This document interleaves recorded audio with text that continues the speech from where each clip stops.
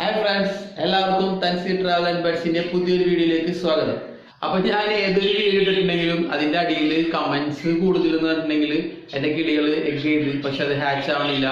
അപ്പൊ ഒരു 18 ദിവസം കഴിഞ്ഞ് 20 ദിവസം കഴിഞ്ഞിട്ടും ഹാച്ച് ആയിട്ടില്ല. അപ്പൊ ഇനി ആ എഗ് എന്ത് ചെയ്യണം എന്നൊക്കെ ഉള്ളൊരു കുറെ കമന്റ്സ് ഞാൻ കണ്ടായിരുന്നു. അപ്പോൾ അതിനെ പറ്റിയിട്ടുള്ള ഒരു വീഡിയോ ആണ് ഞാൻ ഇന്ന് ചെയ്യാൻ പോകുന്നത്. അപ്പോൾ ദേ ഇവിടെ ഒരുപാട് എഗ്ഗ് എൻ്റെ അടുത്തുണ്ട്. ഇതെല്ലാം ഞാൻ ഓരോരോ കലങ്ങളിൽ നിന്നായിട്ട് ശേഖരിച്ച് വെച്ചേക്കാണ്. ഇതൊന്നും വിരിയാത്ത എഗ്സാണ്, ഒന്നും ഫെർട്ടൈലല്ല. അപ്പോൾ ഈ എഗ്സ് ഒന്നും ഫെർട്ടൈലല്ല എന്ന് ഞാൻ പറഞ്ഞു.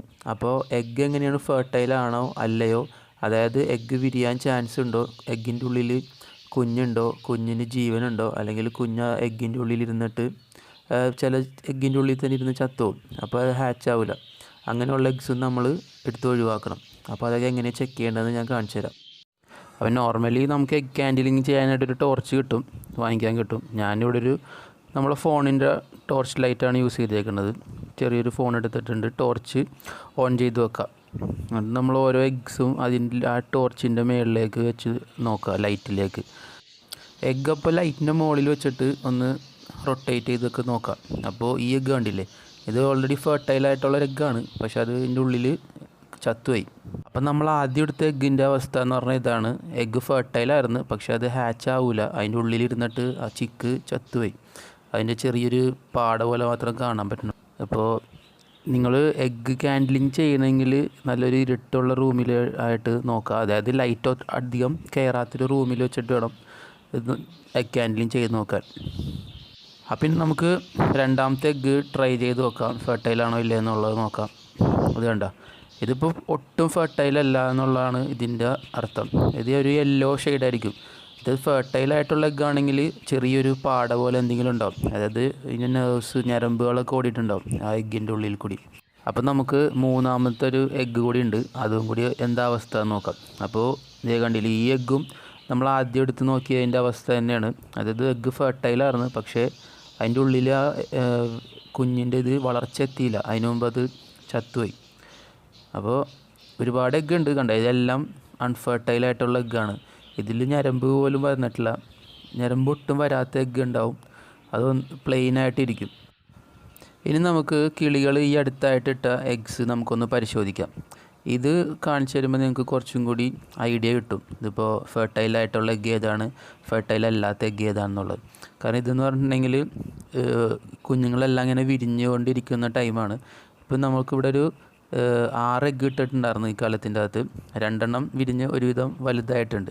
അപ്പോൾ ഈ 4 എണ്ണം വിരിയാൻ ഇത്രയും ഡേയ്സ് എടുക്കേണ്ട കാര്യമില്ല. അപ്പോൾ ഇതെനിക്കൊരു ഡൗട്ടും കൂടി ഫീൽ ചെയ്തിട്ട് ഞാൻ സ്വന്തമായിട്ട് ഇതൊന്ന് ക്യാൻഡിലിങ് ചെയ്യാൻ വേണ്ടി എടുക്കാമെന്ന് വിചാരിച്ചു. അപ്പോൾ അതുകൊണ്ടാണ് ഈ വീഡിയോ ഈ സമയത്ത് തന്നെ ചെയ്യണത്. അത് നമുക്ക് എന്തായാലും ആ എഗ്സ് ഒന്ന് പുറത്തേക്ക് എടുത്തിട്ട് ക്യാൻഡിലിങ് ചെയ്ത് നോക്കാം.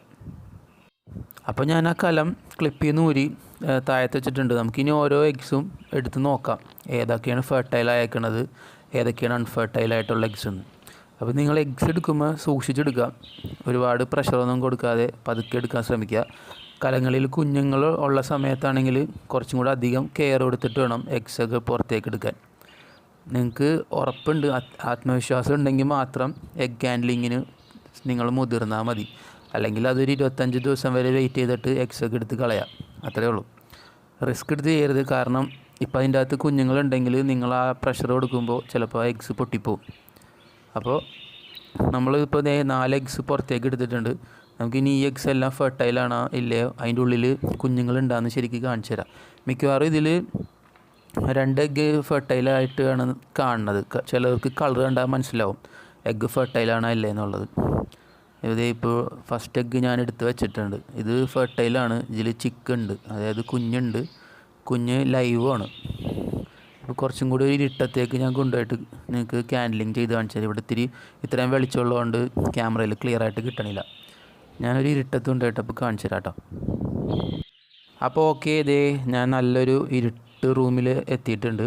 നമുക്ക് ടോർച്ച് ലൈറ്റിൻ്റെ വെളിച്ചം മാത്രമേ ഉള്ളൂ ഇവിടെ. അപ്പോൾ കണ്ട, ഈ എഗ്ഗ് അതിൻ്റെ ടോർച്ചിൻ്റെ ലൈറ്റിൻ്റെ മേളിൽ നോക്കുമ്പോൾ എഗ്ഗ് കാണുന്നുണ്ട്. നേരത്തെ കണ്ടതുപോലെ അല്ല, യെല്ലോ ഷെയ്ഡും അല്ല, പകുതി ബ്ലാക്ക് ഔട്ട്, അതായത് പകുതി മാത്രം ഇരിക്കുന്ന രീതിയിലും അല്ല, നമുക്ക് ക്ലിയർ ആയിട്ട് കാണാൻ പറ്റും. നല്ല റെഡിഷ് ആയിട്ടുണ്ട്, അതായത് ബ്ലഡിൻ്റെ ഒരു സ്റ്റെയിൻ പോലെ ഉണ്ട്.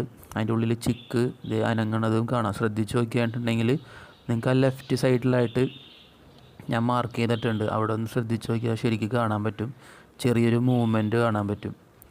മുകൾ ഭാഗത്തായിട്ട് ബേർഡിൻ്റെ കണ്ണും എല്ലാം കാണാൻ പറ്റും. ഇങ്ങനെ ചുരുണ്ടുകൂടി കിടക്കുന്നത് പോലെ ശരിക്കും നമുക്കത് കാണുന്നുണ്ട്. ക്യാമറയിൽ എത്രത്തോളം അത് ക്ലിയർ ആണെന്നറിയില്ല. നിങ്ങൾക്ക് ആ ലെഫ്റ്റ് സൈഡിൽ നോക്കിയിട്ടുണ്ടെങ്കിൽ ചെറിയൊരു മൂവ്മെൻറ്റ് കാണാൻ പറ്റും.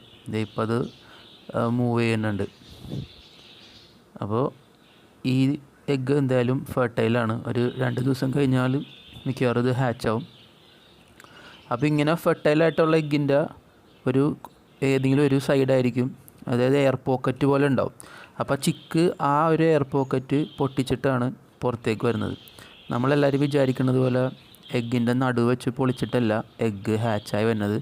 ഏതെങ്കിലും ഒരു മൂലയിൽ നിന്നായിരിക്കും ഈ കുഞ്ഞുങ്ങൾ പുറത്തേക്ക് വരുന്നത്. മുട്ട വിരിഞ്ഞ് പുറത്തേക്ക് വരുന്നത് ഏതെങ്കിലും ഒരു മൂലയിൽ നിന്ന് മാത്രമായിരിക്കും.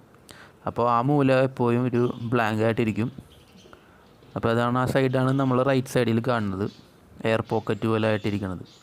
ഒരു ബബിൾ പോലെ ഇരിക്കും. അത് ചിക്ക് കൊത്തുമ്പോഴാണ് എഗ്ഗ് ഹാച്ചായി കുഞ്ഞ് പുറത്തേക്ക് വരുന്നത്. അപ്പോൾ കണ്ടില്ലേ, ഫെർട്ടൈലായിട്ടുള്ള എഗ്ഗ്, വിരിയാറായിട്ടുള്ള എഗ്ഗ് ഇങ്ങനെ ഇരിക്കും കാണാൻ. നമുക്ക് അടുത്തൊരു എഗ്ഗ് കൂടി ഞാൻ വെച്ച് നോക്കുന്നുണ്ട്. നമ്മൾ 4 എഗ്ഗ് എടുത്തിട്ടുണ്ടായിരുന്നു.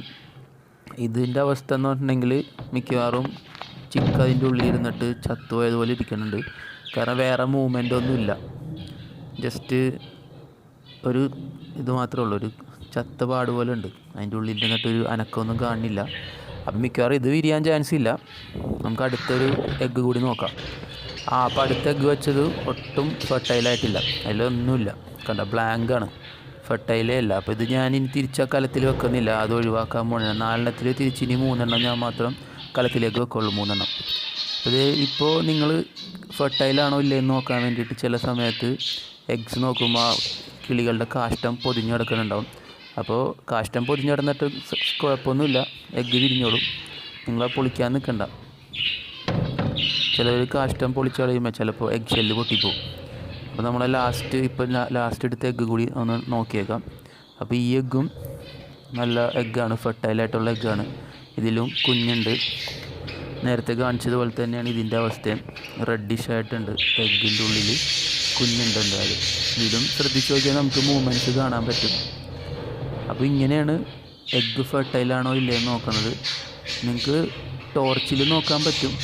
വളരെ ചെറിയൊരു ടോർച്ചാണെങ്കിൽ ടോർച്ചിൻ്റെ മുകളിൽ വെച്ച് നോക്കിയാൽ കുറച്ചും കൂടെ ക്ലിയറായിട്ട് കാണാൻ പറ്റും. ഫോണിൻ്റെ ലൈറ്റ് എന്ന് പറഞ്ഞാൽ അത്ര ചെറുതായതുകൊണ്ട് ഈ ഒരു ക്ലാരിറ്റിയെ കിട്ടുള്ളൂ. ടോർച്ചാണെങ്കിൽ കുറച്ചും കൂടി ക്ലിയറായിട്ട് കാണാം. അപ്പോൾ ഈ ഒരു പർപ്പസിന് വേണ്ടി മാത്രം ആരും ആ ടോർച്ച് വാങ്ങിക്കണമെന്ന് ഞാൻ പറയണില്ല. അപ്പോൾ ഇത് കണ്ടില്ലേ, ഇതും ഫെർട്ടൈലായിട്ടുള്ള എഗ്ഗാണ്. അപ്പോൾ നമ്മൾ 4 എഗ്ഗ് എടുത്തായിരുന്നു ക്യാൻഡലിങ് ചെയ്യാൻ വേണ്ടിയിട്ട്. പക്ഷേ ഇനി നമുക്ക് തിരിച്ച് 3 എഗ്ഗ് വെച്ചാൽ മതി. അതിൽ 3 പിരിയാൻ ചാൻസ് ഇല്ല, 2 മൂവ്മെൻ്റ് ഉള്ളൂ. എന്തായാലും 3 ഞാൻ വെക്കുന്നുണ്ട് തിരിച്ച്, എന്താ നോക്കാം. അപ്പോൾ ഇനി എന്തായാലും നമുക്ക് ആ 3 എഗ്ഗും തിരിച്ച് ആ സെയിം കലത്തിലേക്ക് വെച്ചേക്കാം. അതിനി വീഡിയോ എന്നുള്ളത് അടുത്തൊരു വീഡിയോയിൽ ഞാനൊരു അപ്ഡേറ്റ് പോലെ നിങ്ങൾക്ക് തരാം.